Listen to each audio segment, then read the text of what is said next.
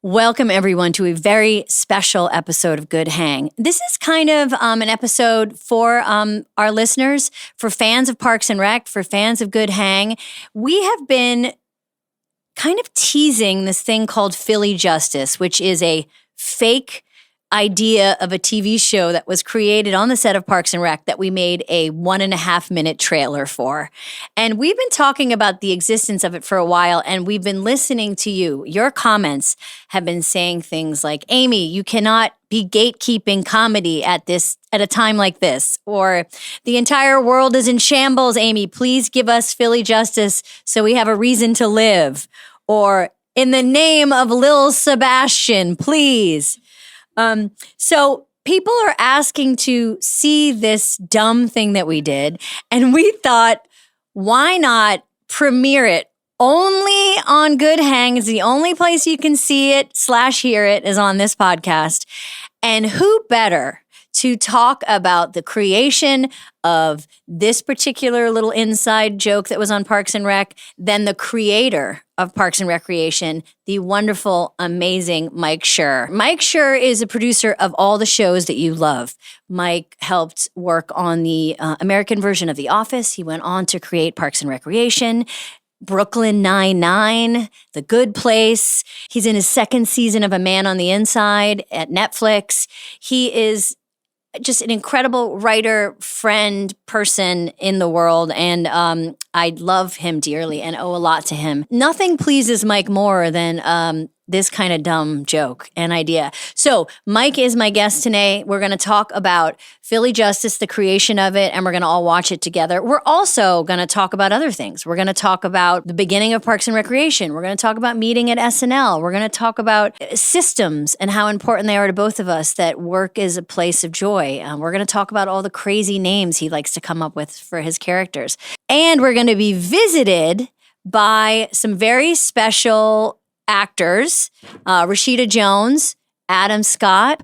We're going to hear from a bunch of people who were in Parks and Recreation and in Philly Justice, who are telling us about how we made it, including the great Morgan Sackett, who is a producer on a lot of the shows Mike and I work on. He's an incredible producer, and he's going to remind us how we got away with making this dumb trailer. So there's a lot of things going on. But basically, interview with Mike Schur.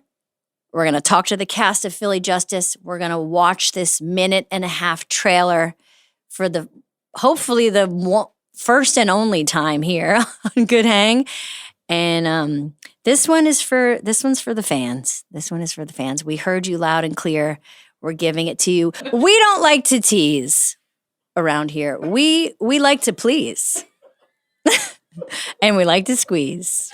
And we like to do it with ease. Is this sounding any less gross? Okay.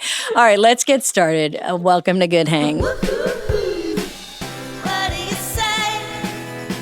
All I ever wanted was a really good hang. I'm sure. I realize I'm with probably the most accomplished podcaster I've interviewed yet is you. That just means you haven't interviewed. No, I have not talked to a lot of podcasters. Because I realized on the way over here, I'm like, you've had a podcast, the Poscast, correct, for many years. Yeah, for like an absurd number of years. I mean, you were ahead of the game. I don't know if the first 7 years even count, because it was we were barely recording it. We were just screaming into our computers. We didn't have microphones. Who's the we that you speak Joe of? Posnanski and myself, sports writer, award-winning sports writer Joe Posnanski and me. And we started it 1 million years ago, but we haven't really. It hasn't been like anything approaching an actual extant like enterprise for more than like 5 years, I would say. The word extant really lets us know that we're with Mike Schur, Harvard-educated writer and creator. Pish posh. I'm so thrilled to have you here. And we're going to talk about something very exciting today. But I do have you in the studio, so I do want to talk about us a little bit and our work together before. I love us. I do love us. Oh, this is us. One of another great show from NBC. But before I do that, when I plug this thing into my laptop, it goes weird. Nothing happens. So, see. I don't know if you know, Bill Simmons told me in the very beginning, we love Bill. Sure. Boston, one of Boston's greatest. One of Boston's most. One of Boston's most. One of the most Boston people there is. Yeah. That's very true. Yeah. I mean, and I think of you as a Boston person. You're not. You're a Connecticut person. Yeah, but I identify full Boston. You do identify. I'm literally wearing a Celtics sweatshirt right now because the Celtics are playing a playoff game right now. I can't watch it because I'm here with you. And so I wore this as like a shield to protect myself against evil. And the city of Boston, for that matter. Yeah, you're a huge Red Sox fan. Yes. And I do want to talk about sports because this is a podcast. Yeah. But before I do, so Bill told me not on Bill Simmons' network. Yeah. Yeah. And you it's really a should. law. I assume it's a law. Yeah, you have to. You do have to do 10% of sports talk, or you get. If you don't mention Jim Rice once, you're canceled. But Bill said maybe not, don't use the laptop, and I kind of have fought to keep it. And what's happening now is it's going cuckoo when I plug this thing in. Don't use the laptop for what? For like notes? Just for like referencing. He was like, "Why do you need the laptop?" And I was like, "Hey, what's it to you?" And he was like, "I'm just giving you a suggestion." And By the way, like, this is a very Boston exchange. Just someone offering advice and the person coming back at them hard with like, what? Like, let's fight. I got to get Bill on the podcast because you're right. It is like. You once described to me, do you remember this? You once described to me you said to me that the city motto of Boston must be nice. Do you remember this? Must be nice. Yeah. And you described a situation in which when we were at SNL, you would go home and see your friends or people that you grew up with, and you would go out for drinks. And if you paid, the attitude would be like, oh, must be nice, got a big Hollywood show, whatever. And if you didn't pay, it was like, oh, must be nice, make all that money in Hollywood and still get your friends to pick up your drinks. Like, you can't win. You can't win. You can't win. You know what they say about Boston? You don't even have to put a net over the traps when you catch the lobsters. Because with Boston lobsters, if one tries to crawl out, the other one will just pull him back down. I've been pulling back down. But I love my city. I do love my city. Can I tell you one quick thing Please. that is going to be of vital importance for this podcast? Yeah. I found out a piece of shocking information today. Oh, exciting. Is this breaking news? Breaking news. Okay. Your dad Oh, no. and my mom go to the same barber. What? Yes. My mom lives in Bedford, Mass. Went to her barber today, got her hair cut. Barber said, you know who comes in here? Oh, boy. Do you know Amy Poehler? Amy Poehler's dad comes in here. And I guessed your dad recently switched barbers for reasons I don't want to get into that are very, very private. You can tell me off the air. I'll tell you off the air. But my mom said, you're not going to believe this to her barber. My son and Amy Poehler are friends and used to work together. And you can imagine the fireworks that happened in that barbershop. That is so cute. Isn't that adorable? That's a really Made nice me very story. happy. It's literally breaking news as of like 2 p.m. Pacific time today. Yeah, my father, Bill Poehler, he'll want me to say his first and last name, and you should say your mother's first and last name. Ann Herbert. Yep. So Bill and Ann, thank you for keeping your hair tidy, number one. Yeah, first of all. And two, for raising us. Yeah. We appreciate that. But my dad likes to start most conversations in the Boston area with going up to random people and saying, do you like TV and movies? And they go, yeah. And he goes, oh, well, my daughter is Amy Poehler. What a coincidence. Yeah, My daughter. And they go, oh, because they're like, okay. What percentage of people say no to that question? No.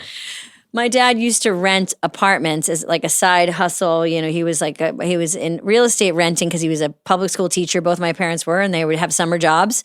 And he used to ask me for a stack of headshots so he could hand them out when he was renting apartments.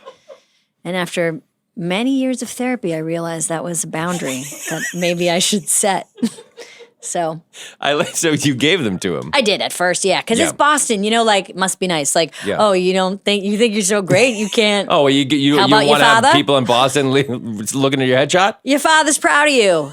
Oh, boo hoo.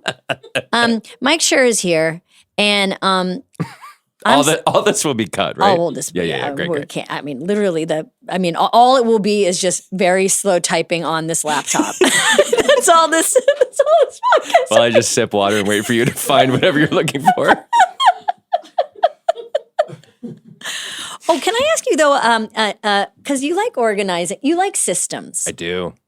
You love a good system. Love rules, love systems. And I would say overall, being in your simulation, and I know I can speak for many people, is kind of the best feeling in the world. You have great systems. Thank you. You take pride in them. Mm-hmm. People that are in your systems are very well taken care of, very well considered. And in my case, like it changed my life to be in your system. And I love a good system too. And what I love about your systems is you think long and hard about what would be the best way or approach to do things. Like you are not a strict person who doesn't take feedback about your system. Yeah. But you like your systems. Love them. And I believe that people do their best work when there's like a strong system that also allows for freedom within the system. That is why I love working with you and people like Andy Samberg, people who are like from the SNL world specifically, because they're roll with the punches people. Yeah. And all you have to do is like set up the boundaries. You put out the gate, you lay out the fence, and you're like, anywhere in here is fine. And then, and this is actually very appropriate for what we're going to be talking about today, once you've, I believe, set up a sort of like boundary and like a mechanism, and like you're going to be in the yard from 2 to 4, you carry your toys, you can do anything you want from 2 to 4, and then you're back inside. And then you get the funniest people you can who are the most comfortable and happy. And you say like, don't worry, everything's taken care of. Rules are in place, fences in place, go crazy. And you let people like do their best, most fun, most joyous work. I really believe, and this isn't like revelatory, but I really believe that is the best way to work creatively in a group. And the reason this is relevant, and I don't want to jump the gun here, but the thing we're going to be talking about today very much came out of a world where, because we had this really great system in place, and then went out and just found the funniest people we could find to come make this thing with us, crazy things happen. Like wonderful things happen that are just the result of just creative juices flowing and people feeling happy and free. Someone said to me once, and I believe this is true, that in creative enterprises, everyone is either in survival mode or creative mode. And if you're in survival mode, like you're worried about your job, you don't feel safe in your place of work, there's a threat somewhere, you feel like you're not being listened to, whatever, no one can be creative. And your job as like a manager of any kind, at any level, is to like flip that switch and get people back in a creative mode where they feel like comfortable and warm and happy and safe. And that's when people do good work. And I think maybe the defining principle of Parks and Rec was that everyone was in creative mode all the time. Like we were in survival mode with outside forces. Like, are we going to get canceled? Is this it? Are we done? But that's over there. Like that, we can control that. Within the fence that we put out for the show, we worked at all times to make sure everybody was in creative mode. And that's why crazy things like this happened. God, so well said. Thank you for setting that up.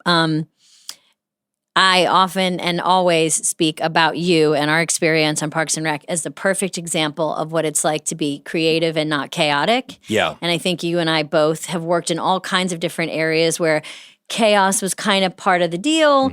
And, you know, there is certainly an energy that comes from that, but one does not have to have a chaotic or dysfunctional experience to have a creative experience. That is correct. And for a very long time in Hollywood, I think, especially, but this is not located only in Hollywood. This is everywhere.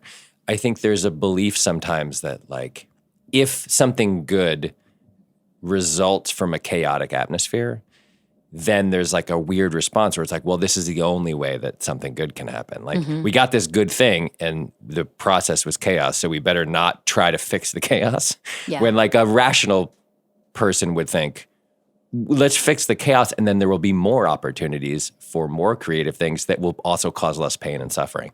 That's what I just can't stand about Hollywood specifically. I think it's weirdly gotten better. I don't know if this has been your experience. I think so. I think it's just like there's a little bit more diverse gatekeepers and a little bit more, push from, frankly, generations behind us Oh, yeah. who have just like reminded us that we don't need to put up with behavior that we were used to putting up with. Yeah. And just a little bit more quality of life stuff where people are just a little bit less okay with having their lives ruined at work.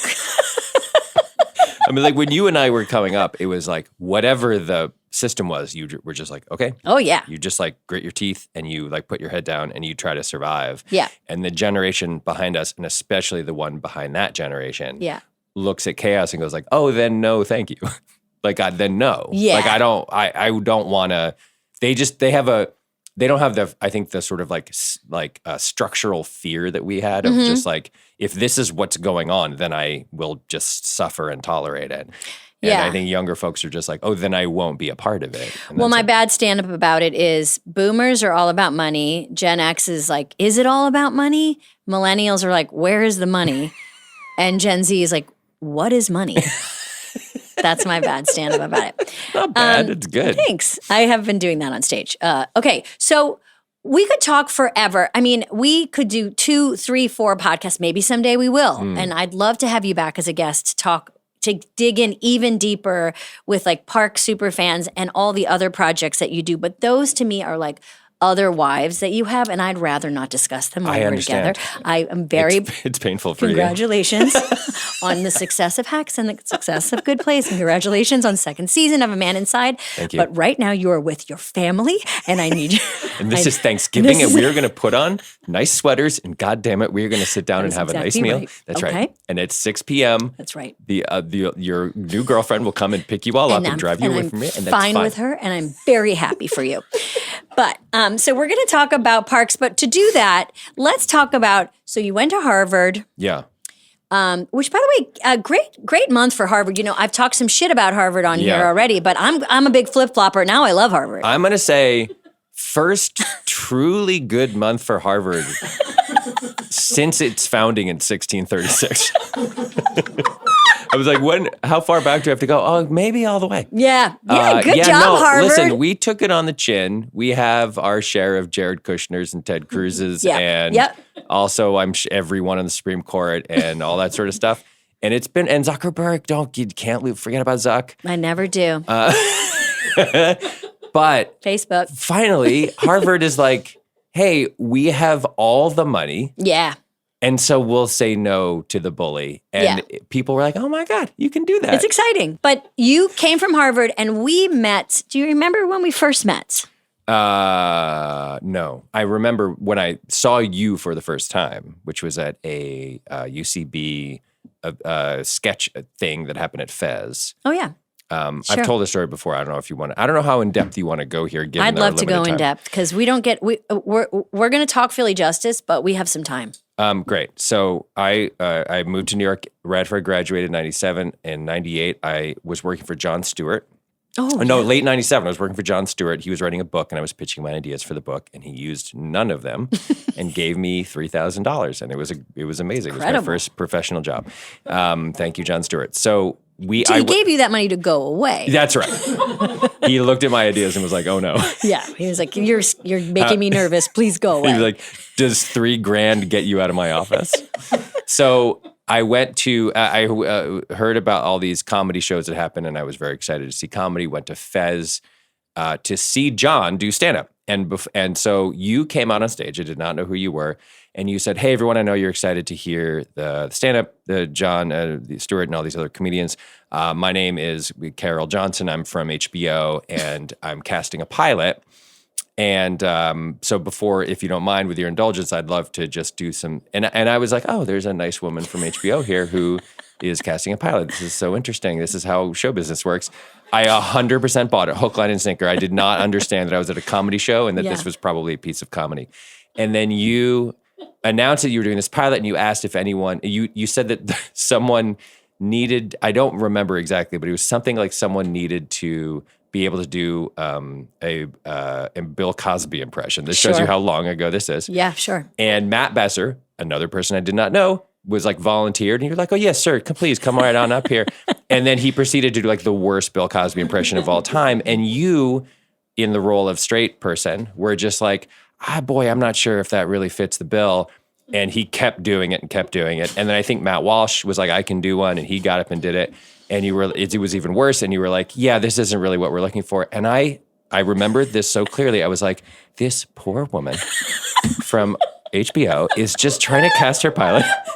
And these guys are terrible. These guys are...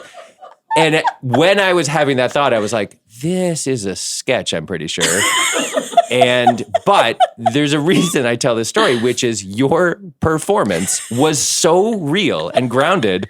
I legitimately was blown away. I was brought 3 minutes into this incredibly stupid premise before it occurred to me that you were not really Carol Johnson from HBO. No. And then I remember talking to someone after the show and being like, who was that?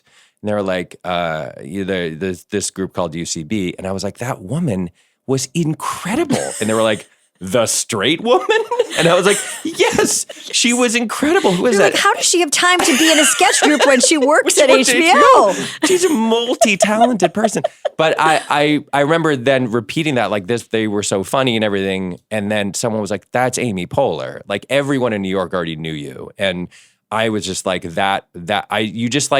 you just burrowed into my brain. And then when you joined the show, I started working at SNL a few months later. Yep. That year was, what year did you start SNL? I started January 98. Yes, 98. Yeah. So you came, whatever. 2001. 2001. So September 2001. Yeah. And I don't remember where we interacted between those dates, but I remember that when you auditioned, you came to my office and we smoked cigarettes in my office because I was running Update. Oh, remember cigarettes? Oh. Let's just take a minute. I mean, I know they're bad for you. They're but so bad for you. And like, you know, they truly are bad for you. They shorten your life. They make your skin terrible. But remember them? They're really, really terrible. They're so terrible. And I looked so cool doing that terrible thing. And we would smoke cigarettes, and we at 30 Rock, you could just kind of open your window and look at the Empire State Building. Yeah. SNL was like grandfathered into all rules everywhere, and you could just like, no one except us was on the 17th floor, and you just open your window and smoked out the window, and it was terrible. And it was terrible. And then you were eventually, when did you start running Weekend Update? Your first show was my first Update show. That's right. So, gosh, I forget that. Yeah. That was your first. I took it. So Robert Carlock was running it, and he left. And I remember talking to Mike Shoemaker, beloved producer at the time, now runs Seth Meyers' show. And I was like, boy, I'm not sure I can do this job. Like, I don't really know what I'm doing. And he was like, it's super easy. Like, you just choose the best jokes and you whatever. And I was like, okay, like, it sounds fun. And then 9/11 happened. And so my first show running the like funny fake news was 9/11. And it was your first show on the show. That's right. Yeah. And so I was this new cast member, and you were running Weekend Update at a time when comedy was declared over. Yes. And when We'll Never Laugh Again. That's right. And the first thing that happened on the show for your first show and my first show running Update was like Rudy Giuliani, pre-insanity Rudy Giuliani, and like cops and firefighters and MTA workers standing at home base and talking about like resilience and the power of humanity. And then Paul Simon singing The Boxer. Yeah. And then it was like, okay, and you're Britney Spears, go. Remember? That was your sketch. You had a snake wrangler. It didn't make it. It got cut. Oh, did it really? I thought it made it. It's good that it did. And by the way, I was not Britney Spears. You were the snake wrangler. I was the very sapphic snake wrangler. Who was Britney Spears? Was it Reese Witherspoon? Oh, Reese Witherspoon. She was the host. Yeah. That makes sense. Yeah. So then Mike says to us, I'm going to go work on a show. I'm really excited. I'm going to leave SNL. I'm going to move. And, everyone always wants to kind of like launch away from SNL, hopefully with some kind of project or something. And you told us the idea, and we were like, oh, this is a bad idea. It's a bad idea. Yeah, it was the American adaptation of The British Office. And we had all watched The British Office together, including the very special Christmas episodes that we watched in your office. Which Seth got early from his friend in England, and we watched them in my office, and we all like laughed and cried. And when Dawn came back and kissed Tim. Spoiler alert. Yeah, for a 20-year-old British show.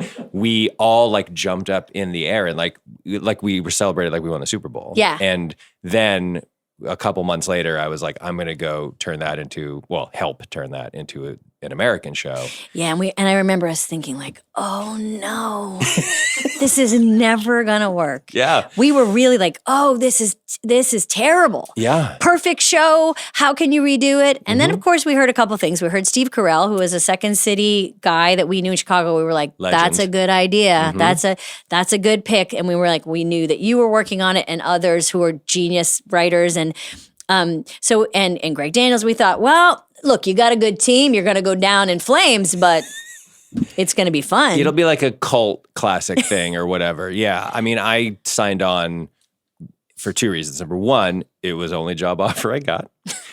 But more importantly, because I met with Greg and my wife, JJ Philbin, had worked on Coupling, which was another British show that had been adapted and had not worked out. And Greg was like so scientific about it. He was like, what do you think went wrong? And what did they do and what did they not do? And we ended up talking in his office for like 3 hours. And I was like, this isn't going to work. It's a bad idea. Everybody thinks it's a bad idea. But this guy is so smart and has thought about this so carefully that this will at least be an incredible, like he's going to teach me things about writing. And so I was not expecting it to work. I don't think anyone was, except maybe Greg. But it was like, this is going to be an education for me in going from sketch writing to real or a half-hour writing, you know. And then on that show, you are on for how many years? The first four plus. And then decide with Greg to create a new show. And it might be fun to talk about just all the kind of, I think it's always a good reminder. I think you and I are very much like this. Like, I think it's kind of important to show your work. Like, I think people think that ideas are these like fully formed things that are just realized instantly. And in my opinion, people that are less secure tend to pretend that they are. But secure people, I think, tend to kind of talk about all the ways that they approach something and how they had to reapproach, I guess. But in the very, very beginning, the idea for the spinoff of The Office, or was it even an idea for spinoff, was what? Well, so What became Parks and Rec? Ben Silverman was running NBC, and he asked Greg to like do a spinoff. And so Greg's response, typically thoughtful and considered, was, I would love to do another show. If the best idea that I have for a show is a spinoff, then I will do a spinoff. If the best idea I have is something else, I'll do something else. Greg is one of the main things that he gave me in terms of like how to do this job is best idea wins. Doesn't matter who it comes from, if it's staff writer or a 25-year veteran co-EP or a person who works in costumes or whatever, best idea wins. That's it. No, and there is no corollary to that. In every situation that you're in creatively, best idea wins. And so that's what he said basically to Ben.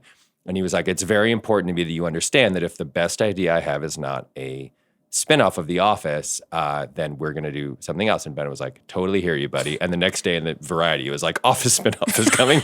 Ben just totally ignored him and just announced an Office spinoff. Sure. So Greg and I started meeting. Greg asked me to do it with him. So we started meeting. We would go to Norm's Diner in the Valley like twice a week for breakfast. And we would just think of ideas. And we would talk about what interested us and what was going on. And we would inch down a little path and then hit a dead end and then inch back. And we just met constantly over showing your work. We met all the time forever. And eventually came up with the idea of like, and by the way, just to say it, some of the ideas we talked about were Office spinoffs. There were like Craig Robinson and Rainn Wilson and all these people on the show who could clearly be in their own show. So we talked about family shows with them or whatever. Greg was, I think, wary of taking assets away from a show that was very successful, in part because of its large, rich cast. We stumbled upon this idea of like, okay, Dunder Mifflin on The Office is a fake company and it's a way to satirize the private sector. What if we create a whole fake town and satirize the public sector? And as we're having that idea, the world economy goes kablooey and they're talking about like massive government bailouts. And we start to realize that like the government, obviously federal, really, but also state and local, was like going to be very present in people's lives. Like people were going to be like looking to the government for help. So we started getting excited about that.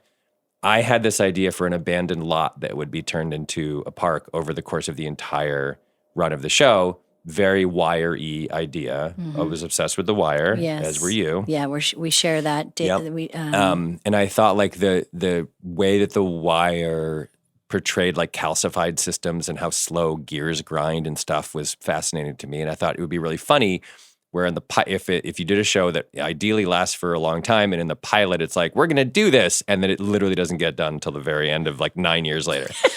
So that was the idea that I really liked. Greg then was like, what if it's not a lot? What if there's like a giant hole in the ground? What if it's a pit? And I was like, that's so much better. And so that idea of all the 73 ideas we had started to like fizzy up. And it obviously is not a spinoff of The Office. And Greg, true to his word, was like, this is what we want to do. At some point we called you because we heard you were leaving, and you were like, I'm theoretically interested in this. Let me know. The show was given a guaranteed 13-episode order, which now is very commonplace. At the time was like insane. And The Office was going to be on after the Super Bowl that year, and this show was going to launch after The Office. Then you called us back and said, actually, sorry, prego. That's exactly what you said. Yeah, I said prego. You said prego. Prego. I sent you a telegraph. Just said, It said, prego, stop. Show's off, stop. And it was like, well, you're going to give birth like the week we have to shoot this, so no go. And then like I remember very clearly 2 weeks later, I went into Greg's office and I was like, there's no, like we were working on the show at that point pretty strenuously. And I was just like, I just don't think there's anyone but Poehler who can do this. And he was like, I had the same thought last night. And very quickly, we made a phone call to NBC and said, if we can get Amy for this, we will give up 7 of the 13 guaranteed episodes because we'd only be able to make 6. Dang. And give up the Super Bowl slot. Boy, you guys were, and I'm so appreciative you did that. I mean, the thing was, it was actually a very simple decision because we were like, getting Amy Poehler on your show is a long-term decision. Like that's a decision you make for like this, what you hope will be a very long chunk of time. Like the Super Bowl slot is a short-term decision. It's like, yeah, you'll get this like frisson of energy, but like it doesn't last. Like no one ever, like very rarely does that determine the fate of a TV show. And so we then called you back and said, what if you could start shooting 3 months after you give birth? And then we made the show. And it proved to be the most satisfying creative experience I've ever had. And I like more than this podcast. No, this is my number one. So it's number 2. Yeah, this is. I mean, besides this.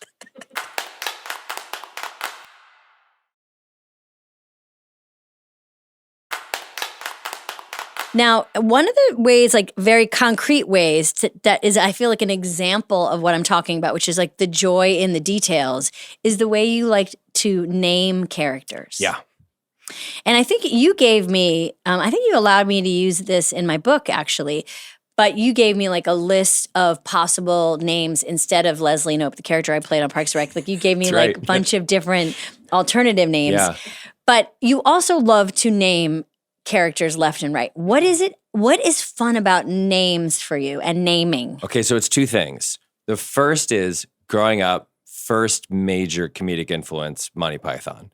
Monty Python, experts at silly, stupid names, like hundreds and hundreds and hundreds of them. You can go look them up in their sketches. But the actual thing that's going on here is different. So I would go to actors' IMDb pages to see what they had been in when we were casting them in the early days of the show. And you would see like woman number 2 or like man in crowd or guy with sandwich. And it really bummed me out because I love actors. I love them so much. I think that their job, people will scoff when I say this, I think they have the hardest job of any job when it comes to like making a show.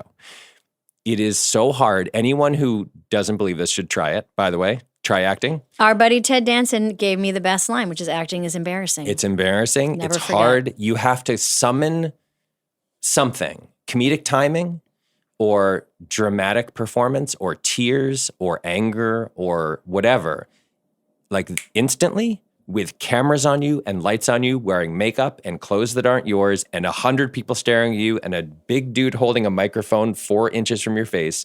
And when people can do it well, I think it's like a miracle worthy of beatification at the Vatican.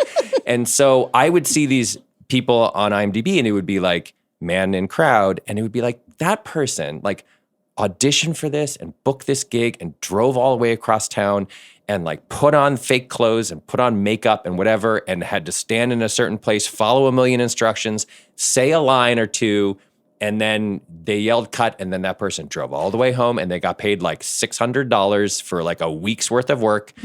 And there should be something better than man number 2 or man in crowd.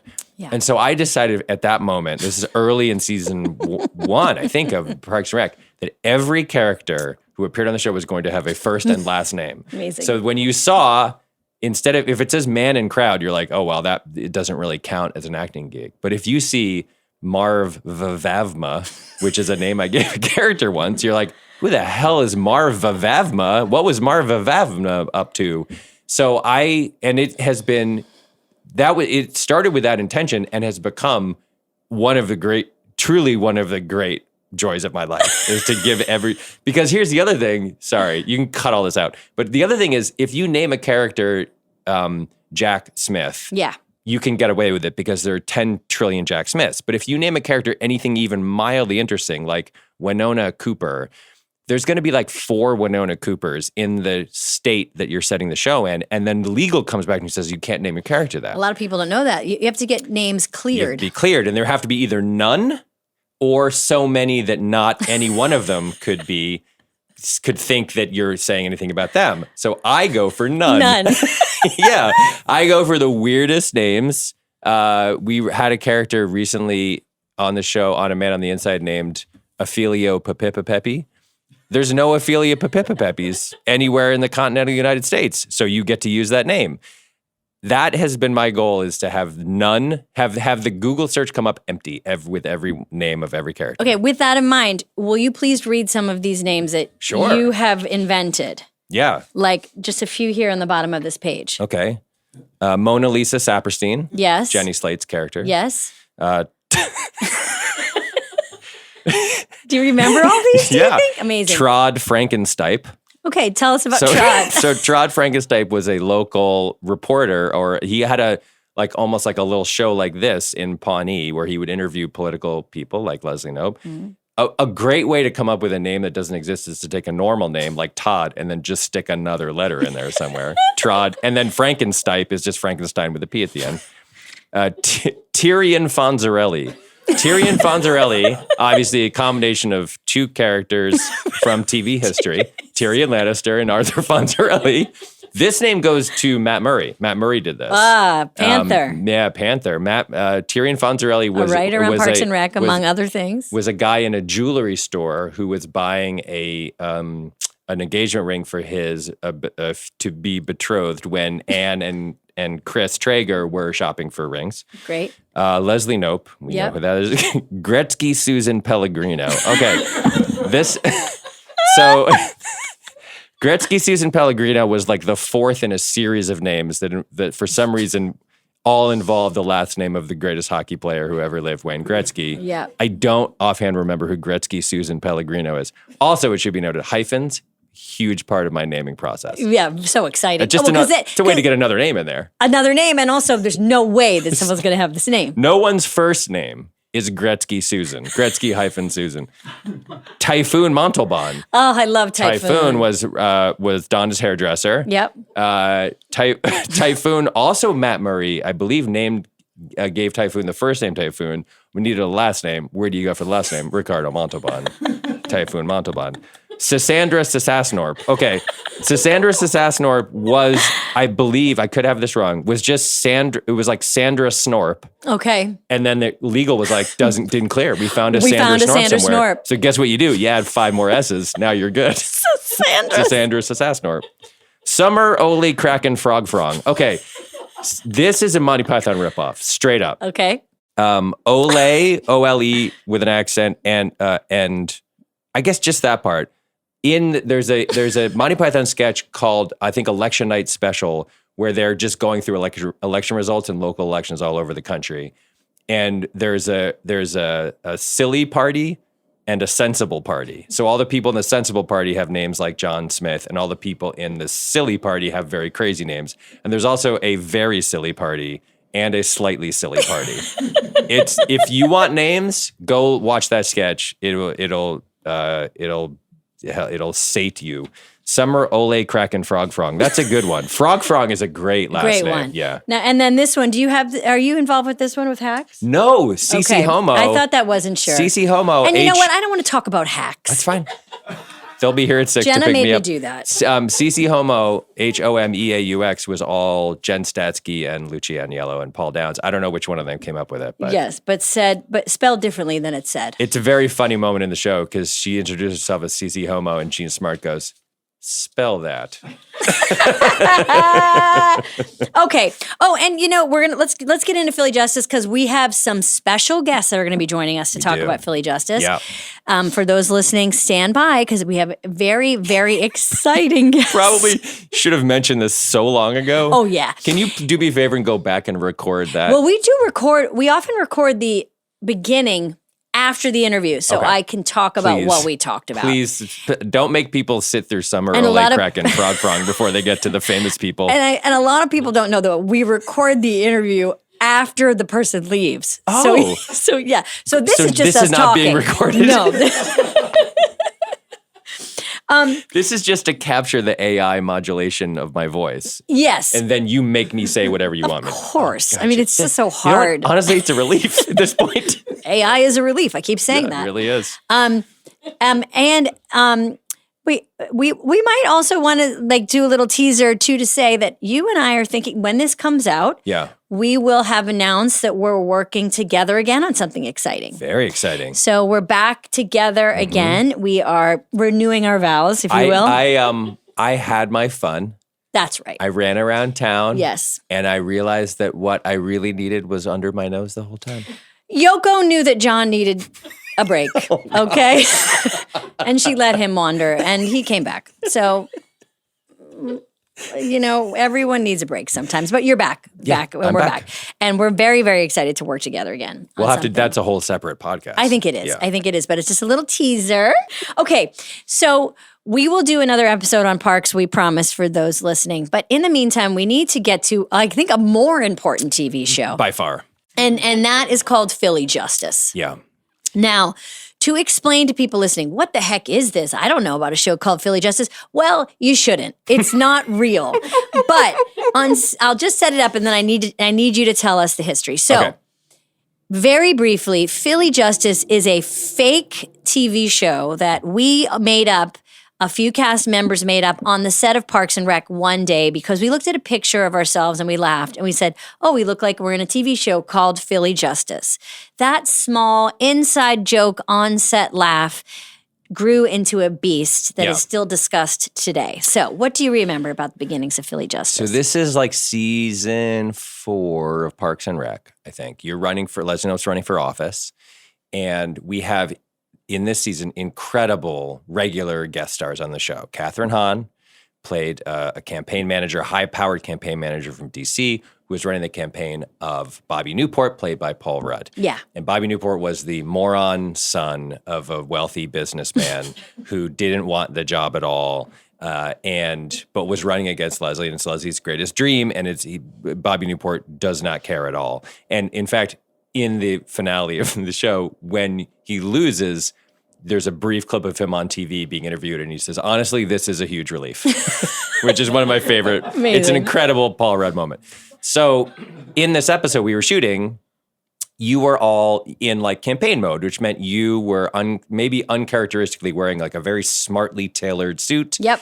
And Rashida was, Ann Perkins was also wearing something like that. And then Jen Barkley, Catherine's character, is always high-powered suit lady. Yep. And Paul Rudd is there, and Adam Scott is there, who usually wore ties and suits and stuff. And so this is what I remember is that someone came running up and said, look at this picture. And it was all 5 of you. And I think it was just a wardrobe picture. It was like, let's get a picture. They take pictures of characters all the time. Yeah. Just to say like, okay, this is what they look like in case we have to recreate this.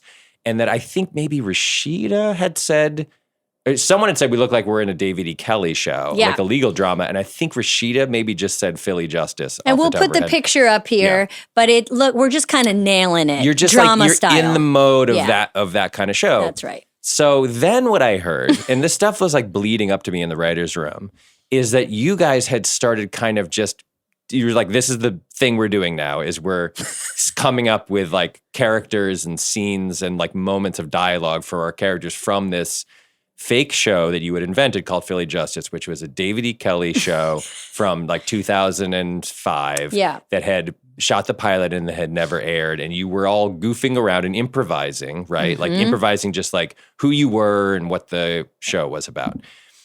So it just kept wafting up to the writer's room that like everyone was really enjoying this bit.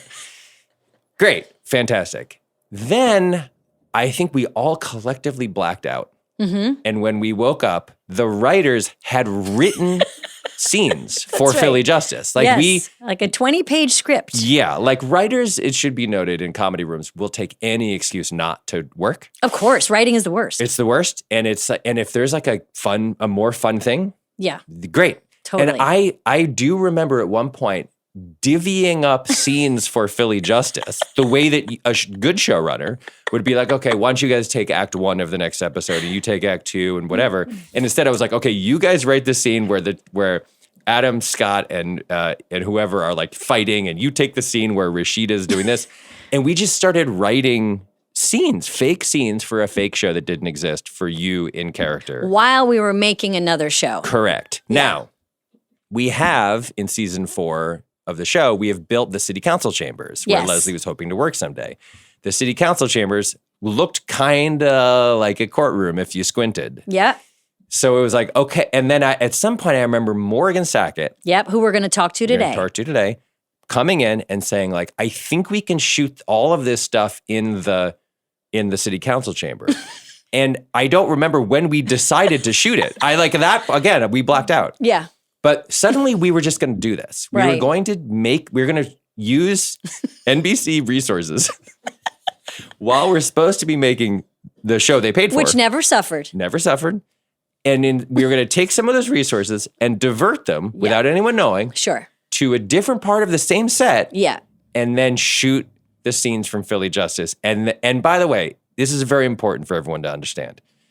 To no end. There was not a point to this. No. It wasn't like, we're going to put this on the DVD or this is like a backdoor pilot, or if this works, we could really do X, Y, and Z. And it wasn't like it wasn't like we're going to make a viral thing or we're going to be talking about it 15, 16 years later. No. It was because it was fun. And really the thing that I think is the most important thing to get across is that that show was so fun to work on. Everyone was almost singularly devoted to the concept of having fun. Yeah. And this just seemed fun. And we didn't question it. We didn't ask why we were doing it. Morgan's job basically is to like make the show that we're making. He was as gung-ho about this as anyone. He was like, yeah, of course we have to do this. Like, we have to do this. And then next thing I know, then a bunch of stuff happens, and I don't want to go too far. Well, I think this might be a good time to jump onto our Zoom. Great. Perfect time, actually, because we're going to be joined on our Zoom with the cast of Philly Justice, basically. And what we'll discuss when we get everybody is there was a casting change. I forgot about that. Okay. And also what we'll talk about is this small joke became hours of emails, character descriptions, tons of scripts, an actual shoot day, a trailer that we're going to show at the end. And nobody has seen this particular trailer. It's very exciting. We did put on the end of one of the blooper reels, like a small kind of like fake trailer of Philly Justice. We did, yes. But we never showed the real deal. And not only are we going to show it to our on this podcast, but we're also, a lot of the people here today have never seen it, and we're going to watch it in real time. Very exciting. And just like those video games, and we're going to play video games over them watching the video. Yeah, and then I'm going to Twitch. I'm going to do a Twitch stream that has that in a small square while I play Castlevania. Yeah, and then me and Kai Sinat are going to go out and give out Nintendo. Philly Justice and then Nintendo. That whole thing will be on a video on a phone that Mr. Beast is holding at the NBA Slam Dunk contest when he jumps out of the helicopter. Okay, so let's see. Do we have anyone on yet? Oh my gosh, this is exciting. This episode is brought to you by Degree Cool Rush Deodorant. I'm a big fan of people owning their mistakes, like how last year Degree changed their Cool Rush formula and men were mad. One guy even started a petition. So Degree listened, admitted they messed up, and they're now bringing the OG Cool Rush scent back. It's clean, crisp, and fresh. No wonder it's been the #1 men's antiperspirant for the last decade. And it's in Walmart, Target, and other stores now for under $4. Just look for the light blue one. Degree Cool Rush is back, and it smells like victory for everyone. So joining us now, Rashida Jones, Morgan Sackett, and Adam Scott. Welcome, everybody. Thank you so much. Thanks for having us. Where is everyone Zooming from? I'm upstairs at a barbecue, a family barbecue Great. in LA. Morgan? I'm at home in LA. Adam? I'm in New York, and I happen to be in Aziz's apartment right now. And is Aziz there? No, I locked him out. He's downstairs. He can't get it. Banging on the door. That's right. He's furious. Wait, Sheeta, upstairs at a barbecue. Yeah, not mine. I'm in a person's home. I asked them where their office was. This is where I am. So Thank you. That's always the best place at a barbecue, is just upstairs by yourself, away from everything. in like a stranger's office. It's great. Just going through their stuff. Yep. There's Emmys up here. Just telling you guys. Whoa. Dang, A lot whose of Emmys. I'm not barbecue gonna is say this? it Can anymore. we guess what's whose weird? barbecue it is? It's also Aziz's barbecue. And he's not allowed in. Aziz is everywhere. He's also not there. He's not in either place. By the way, guys, where's Aziz? Yeah. I haven't heard from him in years. If Aziz walks Don't know. through the background of Morgan's Zoom right now, it'll be the greatest moment in the history of podcasting. I guess we wanted to just start, Morgan, if we could. We were talking about how this picture on set then became a private joke, that then became a show, that then was written by the writers while we were actually doing a real show. So what do you remember about the first time you heard about it? And could you talk to us about the email that you sent? And also, how were you this irresponsible that you allowed this to happen on your watch? Yeah, really. It just sort of floated around for a while. Everybody, I don't know. I thought Colleen, who was our photographer forever, took it, but I talked to her this week. She didn't. I don't know who snapped that photo, but little did they know. It was just with one of our phones. It was on my Oh, it was? phone, and we got somebody to do it. I don't remember who did it, but Okay, so you commissioned the photo yourself because you were enjoying how you all looked in your smartly Yes. tailored suits. Okay, we were enjoying ourselves. Yes. great. The photo was commissioned. Like actors do. We were like, look at how cool we look. Let's at take us. another We were like, we've been photographed all day, but yet it's still not enough. Right. Not enough And cameras. while- Yeah. I don't feel satisfied somehow. While people around us are doing work like setting up the next shot, carrying cameras and equipment and stuff, we're like, oh, look at us in front of this, just like being, Yeah, we were like, Rashida, somebody take a picture with Rashida's camera, how cool we look.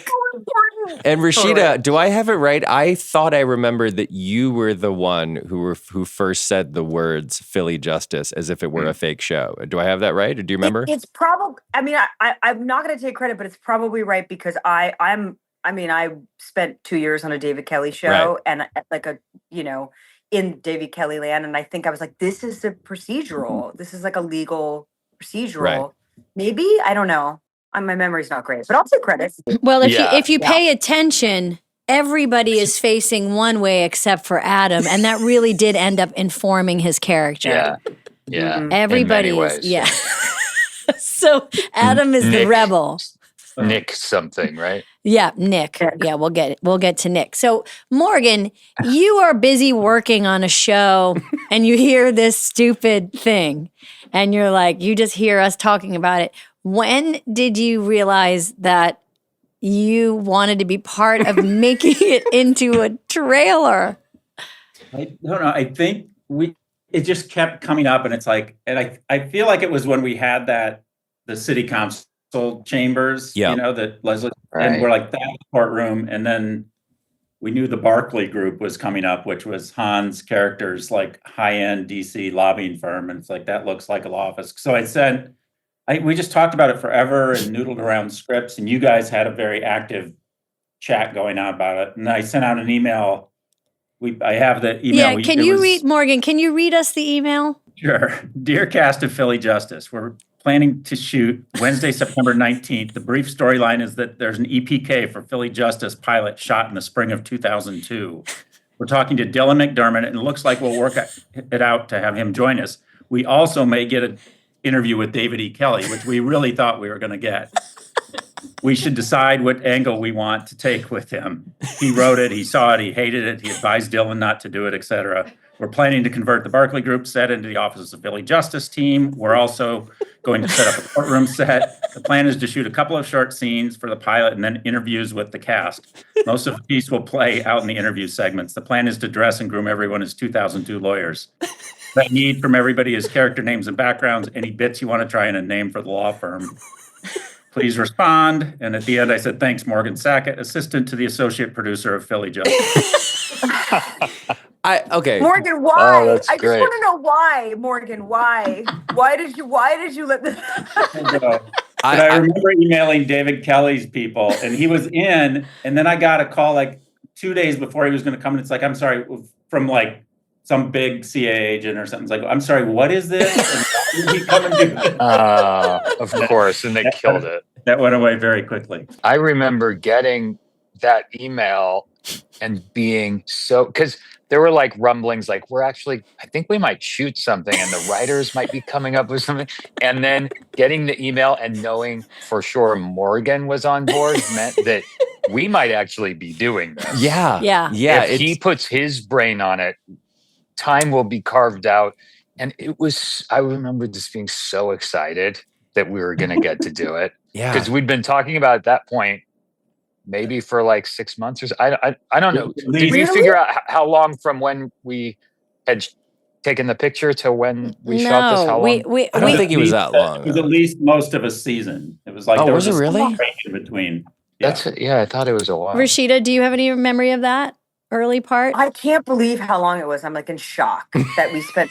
I do remember there was we talked a lot about our backstories. Yeah. Not just as characters, but as the people playing the characters and how we Yeah. interacted with each other Yeah. on the set of Philly Justice. So it was like meta, like many, many levels of Inception had been crafted to like really support the truth of this experience. I feel like you two and Han and whoever and Amy who were on the chat you had done so much work in just like in texting and like doing the bit of the show that you had accidentally created this very elaborate backstory. And one of the pieces of the backstory was that Dylan McDermott had been in the pilot. He, of course, a veteran of The Practice and of other shows like that. And then at some point, and this is where we need Morgan, when did we reach out to Dylan McDermott to say, we're doing this insane thing for no reason?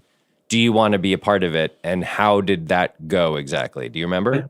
I think that we wanted to do it, and we're like, we have these sets and we can shoot it. And Rudd was doing a movie or something, was not available. Right. And then That should be clear that Yeah. Paul Rudd was not available. So instead of killing the fake show within the real show, we said, let's recast with Dylan McDermott, who Right. very, very nicely said, yes, I'm in. Yeah. He said, I don't even think he said, what is this? He just said, I'm game, I'm in. Well, also, so then the lore in the meta world became that Paul Rudd had been that character and had been recast He had been after the fired. table Yeah. read Yeah. and been replaced by Dylan McDermott, That's which is right. why he was going to be in it, not Paul. And during that time, we started talking about our characters. And if we have a second, because I know I don't have everybody for very long, if we could read the character descriptions of our characters. If Bones, now you're in a car. I see you're in a car. Fleeing the now barbecue. you're driving. Yes, this is a real active Zoom here. I'm here. Okay, I'm sending. us. I'm sending you the character description. Are you actually driving, or is someone driving? No, wouldn't that be terrible? No. Okay. I'm no. Okay. So, if I may, have our actors here, and then we'll fill in with Hans and Rudd / McDermott's character. Sure. Rashida, would you mind telling us the character you came up with for Philly Justice? So when we watch the trailer, we know what kind of stuff you were working with. Yeah, you got it. Okay, so I was playing Joey Martinez, who was a first year associate. She had a really rough background. Like she came from a hard family background. She doesn't like to talk, but she's the one that gives it to you straight, even when you don't ask for her opinion. I mean, that's the beauty of Joey, is that even when you don't ask, she's going to tell you what she thinks. Yeah. Yeah, She's that's Brooks. Joey. Yeah. That's Joey. That's Joey. And women don't like her in the firm, like especially Holly, but women in general don't like her in the firm because she's, And Holly was my character, and it was fun for us to play enemies. I'm sorry. I just got the text that Poehler sent with these descriptions. They are so long. They're so long. Yeah. There's hundreds of characters. There's more work put into this than there was into the actual characters from Parks and Rec. Yeah. well, that's when it makes sense that we spent 6 months doing this. That's when it really, really makes sense. All right. Adam, you want to talk to us about your character? Sure, Nick Bellows. He's a district attorney. He rides his motorcycle to work, leather jacket with a tie. He was one of the fastest rising attorneys in Manhattan and was being groomed for partner at Powers, Cooper and Powers under the tutelage of his mentor / father figure, Blaine Powers. Ooh. But the morning of September 11th, 2001, Nick was late to work because he was in bed with a woman he'd been secretly seeing, Melina Powers, Blaine Powers' wife. Whoa. Whoa. Yeah. The location of Powers, Cooper, and Powers' offices, World Trade Center, North Tower, 67th floor. Bellows is the only survivor from his firm. Wow. Unbelievable So- backstory. This is quite a Wow. backstory. It's crazy. I mean, think about the guilt Yeah. Yeah. Yeah. I mean, I can't imagine. I Exactly. just just can't below imagine. the surface, you know. Yeah. So Bellows went off the grid. He was believed to have perished along with his colleagues, but in fact, he grabbed his suitcase, leather jacket, and a .357 Magnum and found his way to Afghanistan, determined to fight for justice in the one place, the only place that truly needs it. Good Lord. That's also not true. There's a lot of places that need justice. Yeah. Quite Yeah. a few. Yeah. Bellows has more demons than he can count. Now that he's back, he's on the right side of the law. He cares about only one thing and one thing only: justice. Wow. So he's, Yeah. just to be clear, he's a district attorney who works at this law firm. Yeah, for some reason, Yeah. he is at a private law firm. We didn't know. We didn't know. You know. Wow. He went. Wow. See, 9/11 made him grab a pistol and go to Afghanistan. Get his leather jacket and a gun and go to, I guess, independent of the armed forces. He's just over Yeah, there. he just went over there on his own. Hey, Yes. hey guys. Renegade. Hey guys, how can I help? So I'll blaze through the other fast ones. So then we had Catherine Hahn, who was Valerie McNeil, partner, criminal prosecutor, a machine, and no kids, never married. She isn't here. She also is very tough. She cares about the case over everyone else. And in the trailer, there's a moment where you and Catherine kiss, Adam. Yeah. I'm not sure why, but I always remembered it like what's the Mandela effect. I always remembered it as Rashida and Catherine kissing. Oh, wait. No, you're not wrong. There was a joke, and this is now coming back to me. I think there was a joke that we were going to do a scene where like Adam and Catherine kissed, and then Adam and Rashida kissed, and then Catherine and Rashida kissed. And it was like everyone is like making out with everyone. Okay, I remembered it as such, and I even said it on the pod, and a lot of people were excited to see that. And I just want to let everybody know that doesn't happen in the trailer. I'm so There sorry. is no footage of that. All right, what's your character? And very quickly, mine is Holly. Let's see, McIntyre. Holly McIntyre, junior partner, head prosecutor, stiff and quick to anger, doesn't make friends easily. Everybody doesn't make friends. Everyone is the same. Her dad is Cameron McIntyre, owner of the firm. Oh, she's the daddy's girl. Yeah. And she's really worked her butt off to be taken seriously. She's a tough litigator. Her father, played by Corbin Burnson, thinks that she cares too much. She does. Wait, I'm sorry. Read the one right before that. Holly became a lawyer after a bunch of kids in her town died from lead poisoning. Yeah, sure. Jesus. She's hard on Joey Martinez, but only because she sees a lot of herself in her. Yeah. Yeah. And she tends to go for married men who are older and a little mean. And then we also have Shane Shanes. His name is Shane Shanes. That's Dylan's character's name. Also, let's not forget Nick Offerman played the judge. Yeah. Nick, he says he remembers nothing other than he was just hanging around and someone said, "Can you play the judge?" Do you remember that, Morgan? Yeah. I remember we were talking about it the next day we were doing it. It's like, you guys don't work tomorrow. And Nick's like, I'll come in tomorrow. What do I do? And I said, we need a judge. All right. Well, we are very excited. We're going to have a world premiere. Yeah. And, it's really exciting. I mean, there's not a lot of things that we've just kept in a vault for all this time. No, we threw almost everything we did and then wrote new stuff for the gag reels that we would release just to let people enjoy the goofiness of the show. But this has remained locked in a vault. So this would have been made in what, Morgan? 2011, 2012. Wow. So it's 13 years old. It's been- 13 years. That's Yeah. pretty wild. I just want to say, a lot of people have asked me, like, what the future life of Philly Justice is. Yeah. I mean, we got to, it could be nothing, but I think that people are very interested in, Or it could be it could be rebooted. We Yeah. could reboot it. Amy called about doing this. I'm like, this is going to end with us shooting more Philly Justice. This Yeah. is what I'm saying, is that that's what I hope happens, like rebooting a show that never happened. I mean, there's nothing better than that. What's better than that? Rashida, Philly has never needed more justice than now. I mean, justice is needed. Ever. So I think it's Yeah. time Ever. to make it. I mean, if there's I- ever a time, it's now. Couldn't agree more. I will say that the people that are listening to Good Hang, we hear you. You have been demanding to see this. It is release Philly Justice now. That has been many of the comments. The comments are like, the arc of the moral universe is long, but it bends towards Philly Justice.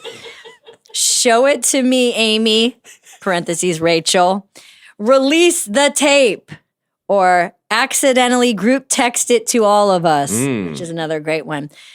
Please, please, please, please. In the words of Leslie Knope, please, please, please, please, please, please, please, please, please. So we are listening, we're learning, we're sharing. We are going to play, and will they be able to see it on the Zoom? Okay, are you guys ready to watch it? Yeah. Okay, totally. here we go.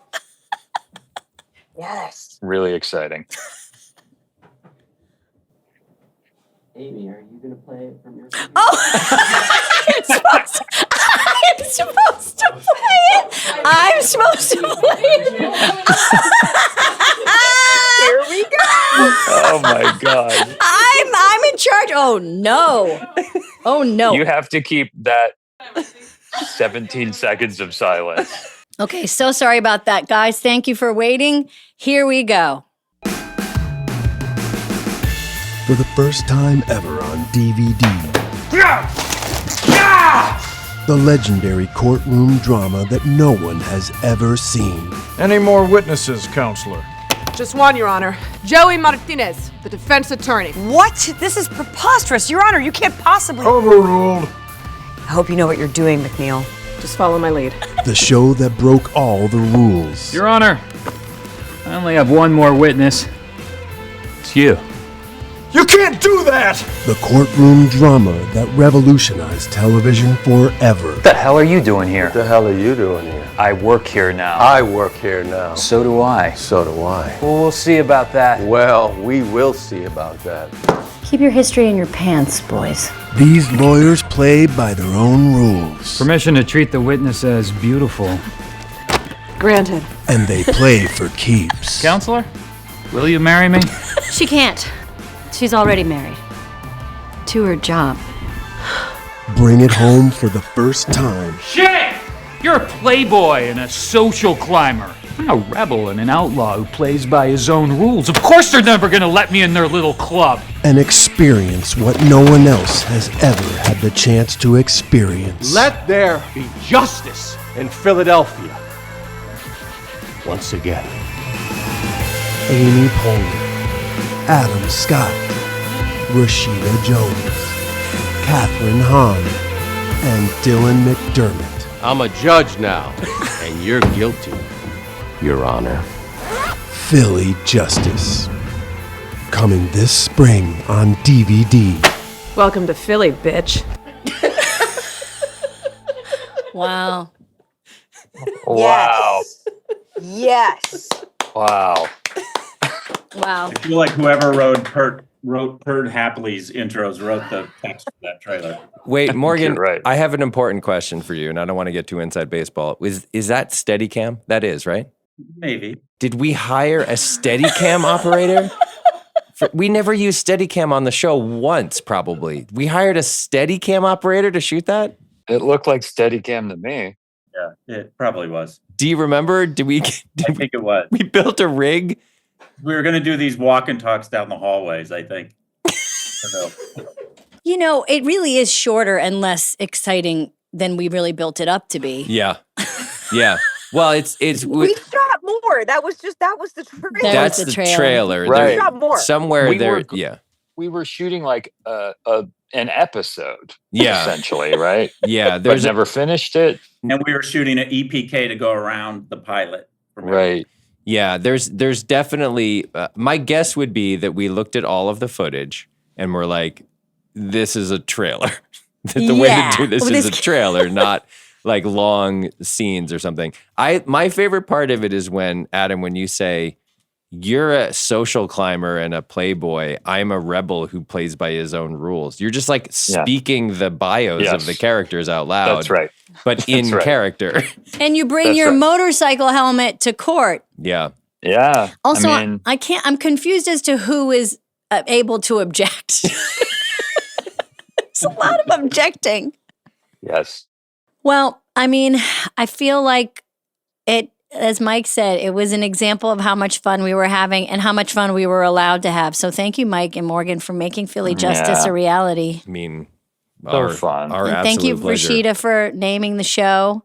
Oh, my pleasure. And Adam, thank you for your work in Afghanistan. It seems Yeah. like, Yeah. yeah. Thank you. Thanks for creating space for me to go to Afghanistan With your pistol. with a gun. Yeah. And I'm sure Aziz is right off frame, out of frame there. So tell Aziz, I'm sorry he wasn't in it. Aziz, everyone says, hey, sorry you weren't in Philly Justice. Oh, he just walked out. Oh. Oh, he's in Rashida's car now. Oh, he's here. Jeez, everybody says thank you. All right. Thank you guys so much for jumping on. It means a lot. And I think this will be a very special episode. Thanks for doing this. So fun. Bye, y'all. Love you guys. Love all of Bye, you. guys. Love you. Love you. Morgan, let's get Philly Justice back together. Let's get a call sheet, Morgies. All right. Thanks all. And thank you, Mike, for joining and talking about this. It was the best. It was so fun. So fun. Love you. Love you too. Bye, all. That was amazing. We got to see the trailer of Philly Justice, which really was the only thing we ended up making. And we got to talk to the great Mike Schur, who we need to have back to talk more about Parks and Rec because there's just so much to talk to him about. And if you're listening to this podcast and you want to watch it, you can go to Spotify or YouTube and see it there. It's only there on our podcast. But, also it might just be fun hearing it described. And never watch it. But either way, thank you to everybody who joined us. And I think there's one person that's just joining our Zoom right now that we were trying to get. Let's see if we can. There she is. Catherine Hahn.